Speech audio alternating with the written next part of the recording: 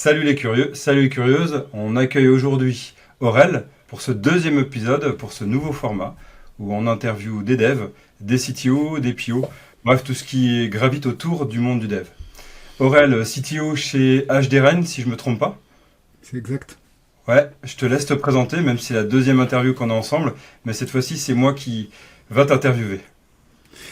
Aurel, donc CTO chez HDRain depuis novembre maintenant, donc nouvelle Ouais,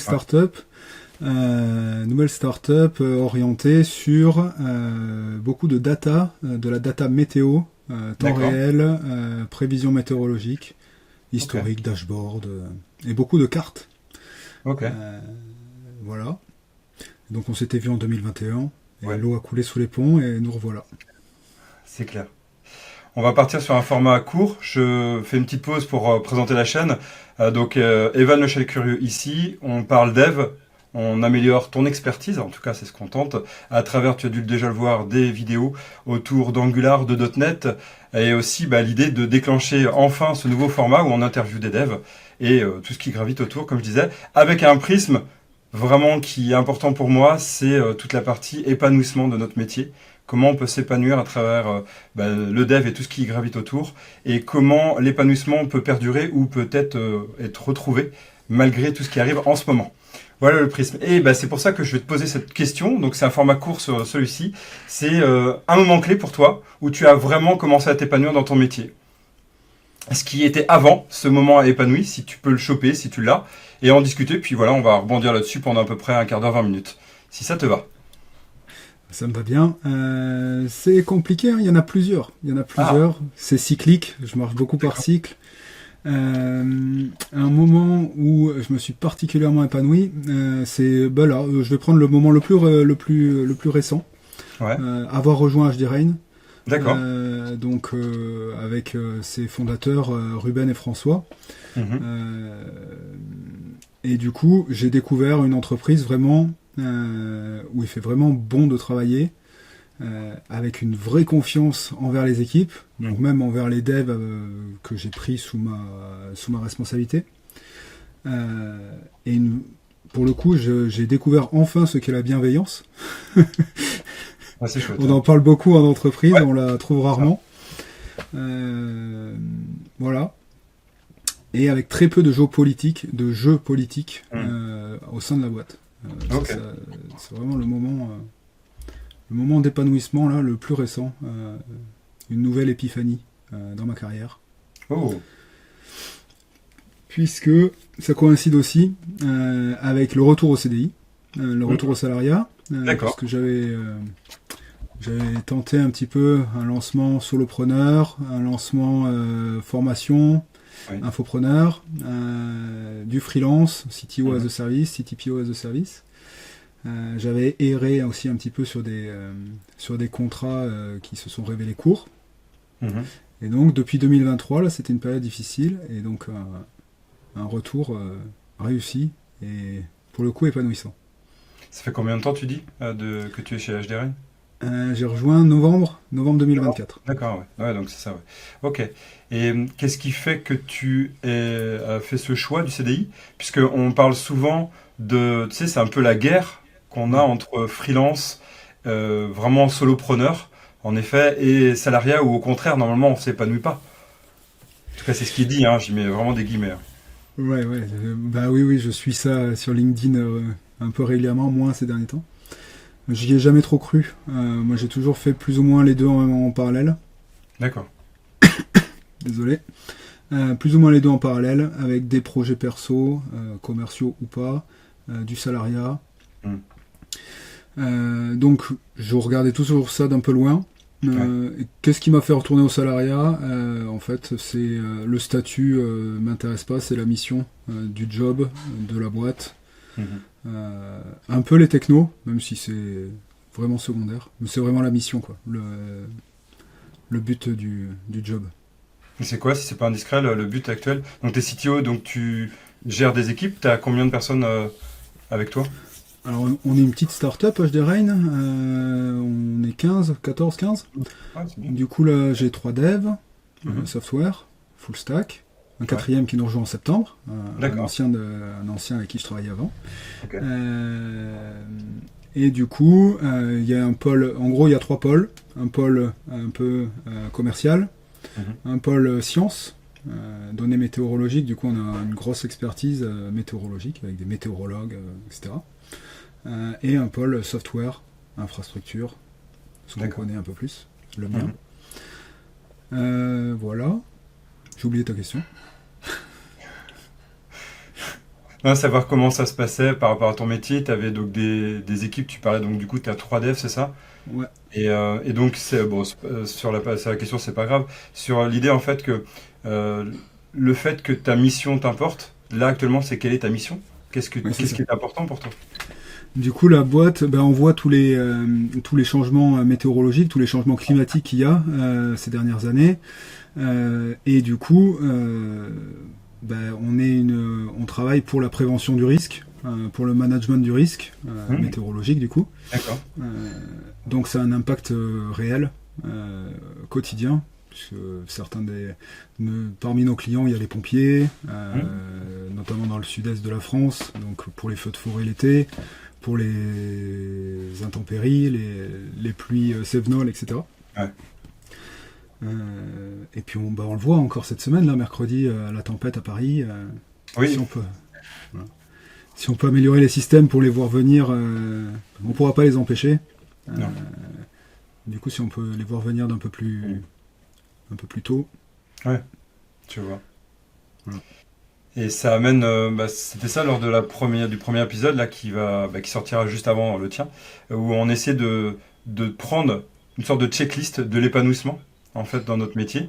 Et donc de ce que j'entends, il faudrait que ça ait du sens, c'est ça, pour toi, pour que on puisse s'épanouir. Je pense qu'on en avait parlé la dernière fois, mais j'aime beaucoup l'outil des Moving Motivators. Mhm. Tu connais sûrement. Tu pourras peut-être lui mettre des ressources. Ouais, bah, je mettrai le retour ça. Voilà. Et donc ça permet de classer les motivations intrinsèques de la personne dans son travail. Ouais. Moi, ce qui arrive en premier, en général, c'est la liberté, l'autonomie, la curiosité, etc. Mais donc le but du travail arrive assez haut.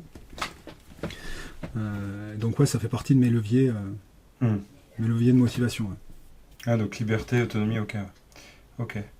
Et pour reprendre, tu parlais que c'était cyclique. Moi, ça m'intéresse de voir cette histoire de cyclique parce que c'est vrai qu'on dit que dans le monde du dev, tout est cyclique. Actuellement, on revient à la phase de terminal. J'en parlais de la dernière Curious News. Il y a des terminaux qui arrivent dans le web, ce qui est assez marrant dans le monde de l'informatique, hein. À un moment donné, on a quitté tout ce monde-là, maintenant on y revient. Et donc là, tu dis que toi aussi, c'est cyclique dans l'épanouissement. Si on devait prendre ce système cyclique, t'as pu choper un peu qu'est-ce qui fait que c'est cyclique? C'est la mission qui se finit? Qu'est-ce que ça donne? Qu'est-ce qui fait que c'est des fois cette perte? Ouais, bon, il y a ma personnalité déjà, D'accord. qui est très orientée comme ça. C'est D'accord. à fond sur beaucoup de choses jusqu'à ce qu'on passe au suivant. Hmm.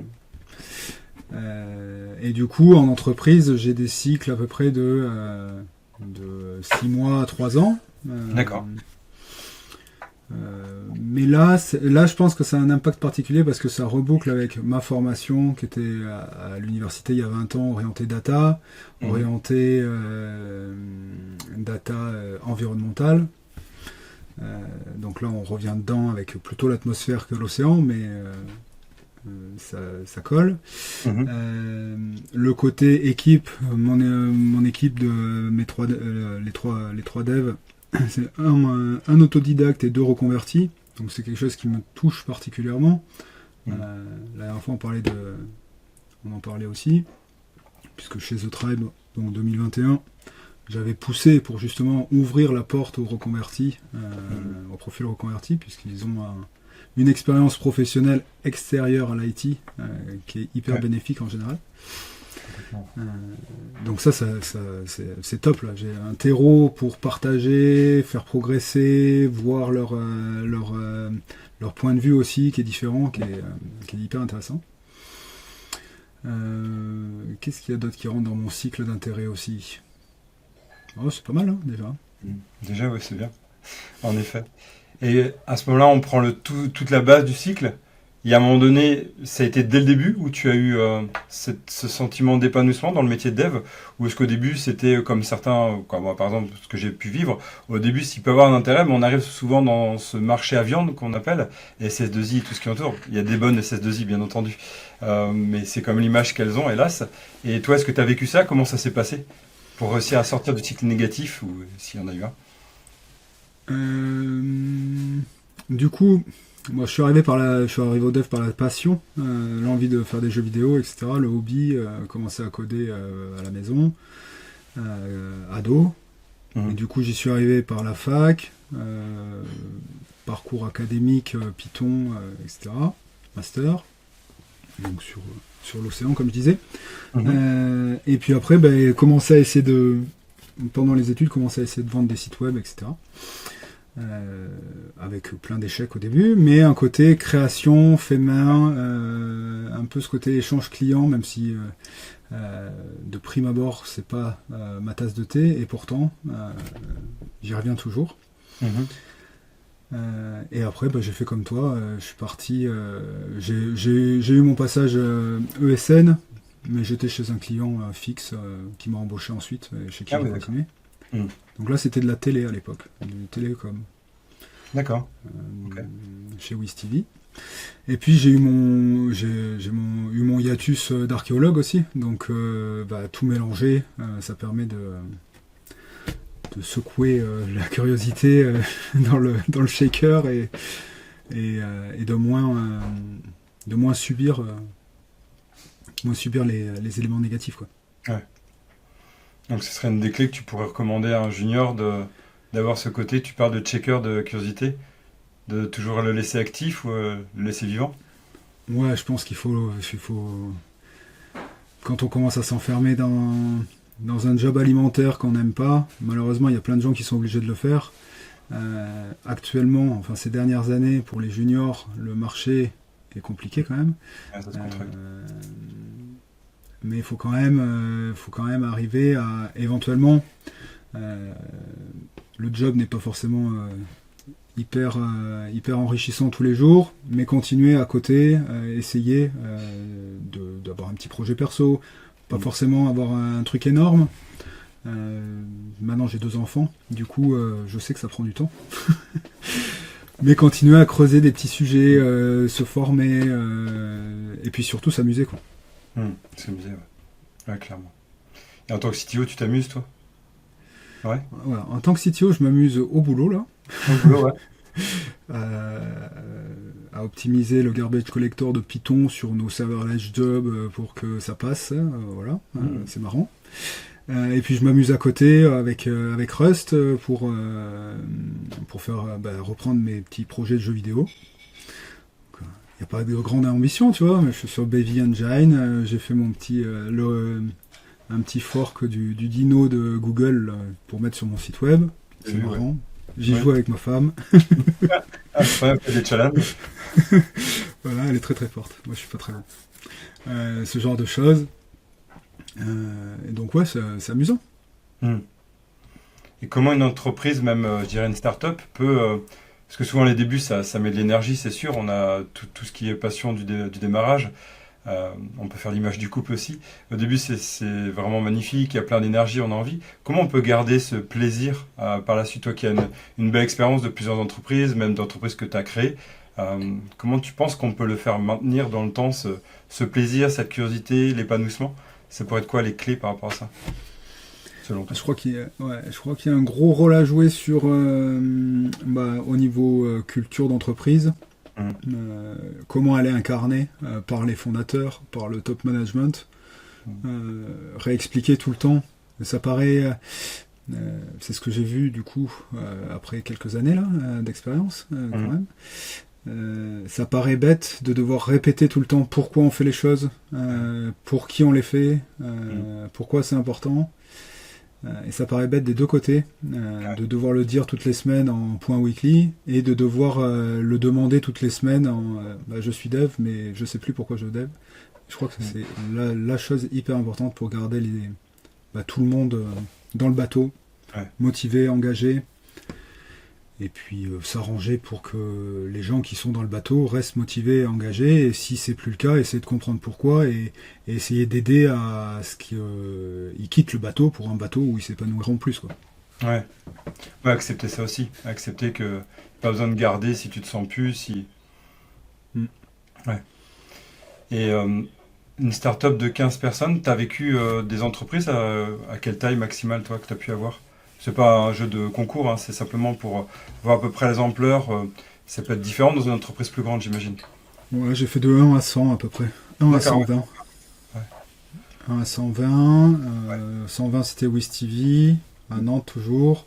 D'accord. Mais où on faisait une partie, il y avait une partie interne, R&D, développement de SDK. Et puis Mhm. surtout, il y avait une grosse partie service où on faisait des projets D'accord. bah, pour des énormes clients du coup. Liberty Global, Vodafone. Donc des grosses équipes, des projets à grosses équipes. Bah, je le garde toujours en mémoire parce que c'était énorme. Liberty Global, donc on faisait la nouvelle Master UI pour la box télé. Mhm. Donc on était 80 sur le front-end. Il y avait 40 personnes sur le middleware dans la box. Mhm. Et il y avait encore 40 personnes côté back-end. C'est pour voilà. Et avec ça, il y avait entre 100 et 300 testeurs, des QA Ah ouais, plus ou moins freelance. d'accord. Sacré. Donc là, c'était énorme équipe projet, produit. J'avais 14 PM. C'était bien, hein, pour un produit. Chacun avec sa verticale. Voilà. Mais au niveau culture d'entreprise, en tout cas, ouais, de 1 à 120 personnes. Après, Ouais. j'ai pas l'expérience. Ouais. Et sur le dernier exemple que tu décris, tu ressentais quoi sans juste essayer de voir à peu près comment les devs ils arrivaient à être épanouis malgré le boulot tous les jours, peut-être j'imagine la pression. Qu'est-ce qui fait qu'ils arrivent à être épanouis? Parce ça fait beaucoup de monde ensemble. Je me dis, Il était pas tous, hein. ouais, ouais, tu penses, ouais. Il était pas tous. J'étais pas aux manettes, je faisais partie d'eux, donc Mm. voilà. Ça aurait pas été différent si j'avais été aux manettes, je pense. Mm. Mais c'est pour ça aussi que je me suis orienté vers un environnement de travail qui me convient plus. PME, petites équipes, même dans des entreprises plus grandes, Mm. ou start-up. Ouais. Puisque ouais, c'est ce qui me convient, quoi. Mm. Après, quand je suis nul en prénom, donc au-dessus de 10, 20 personnes, je me souviens plus des noms des gens, et donc c'est le signal d'alerte. On va se reprocher doucement du temps par rapport à ce format, si ça te va. Quelles questions on pourrait se poser ensemble qui pourraient aller un peu plus loin sur notre échange vers l'épanouissement? Qu'est-ce que tu pourrais te poser comme question, que tu pourrais poser la question à nos auditeurs, auditrices? Hmm, je saurais pas comment le formuler, mais je pense que essayer de se souvenir de son rêve de gosse quand on a 10 ans, Mhm. c'est pas mal. Mhm. Bon, 10 ans, 15 ans, et puis pas forcément le premier, hein, mais essayer de s'en souvenir de temps en temps et regarder le chemin parcouru. C'est quand même pas mal pour faire le point d'où on en est. Mhm. Mhm. Un peu comme on essaie de le faire en fin de sprint. Oh, Regarde, belle analogie. Ouais. il y avait le sprint goal, on regarde tout le travail accompli. Qu'on l'ait atteint ou pas, on peut quand même parfois être assez fier de tout ce qui a été fait. Mhm. Et donc on a la fierté, on a Ouais. en plus donc beaucoup de liberté, autonomie.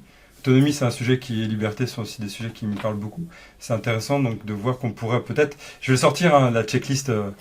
Donc il y a aussi donc l'utilité, se sentir utile qui était on a discuté lors de la dernière interview. Ok. Le mot de la fin pour toi, pour conclure? S'amuser. S'amuser. S'amuser. Il faut vraiment continuer à s'amuser. Ouais, Voilà. carrément. Et merci Aurel, merci pour cet échange. Merci Evan. Avec grand plaisir et à très vite. À très vite. Et d'ici là, bah, restez curieux, restez curieuse. Ciao, ciao.